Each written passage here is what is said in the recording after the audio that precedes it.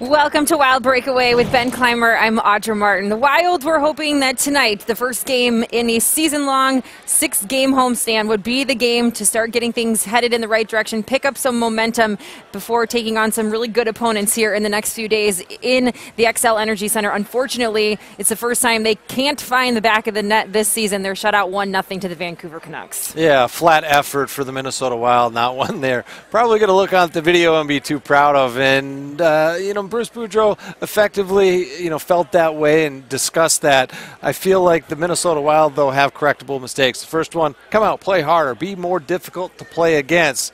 The Minnesota Wild did a few good things. They did play defensively well. The second line played well, and also you look at Devin Dubnyk, only one blemish on his scorecard, so quite a nice effort out of the star goaltender. And the good news, they do get Mikael Granlund back, so to have at least one of those injuries back on the ice is a good thing. Here's tonight's final stats. Shots in favor of the Minnesota Wild, but that top-ranked power play can't get it done, going 0 for 4 tonight, but perfect 3 for 3 on the penalty kill. Bruce Boudreau was asked how tough it is, the fact that his team's still looking for their first home win of the season.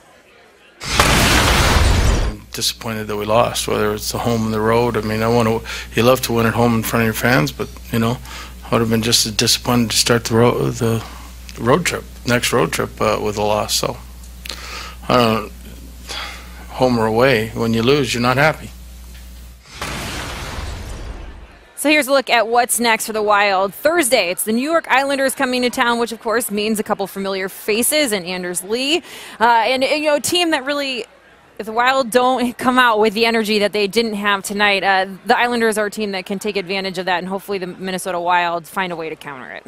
Yeah, they're going to need to play a much harder game. You looked at Anders Lee leading the team in goals. You also think about Brock Nelson, another Minnesota player, and a defenseman who once upon a time was with the Minnesota Wild, Nick Leddy, fun to watch as well. The Minnesota Wild are going to have to make sure they make it difficult not only on those players, but Jonathan Tavares, a fun player for the kids to come and watch.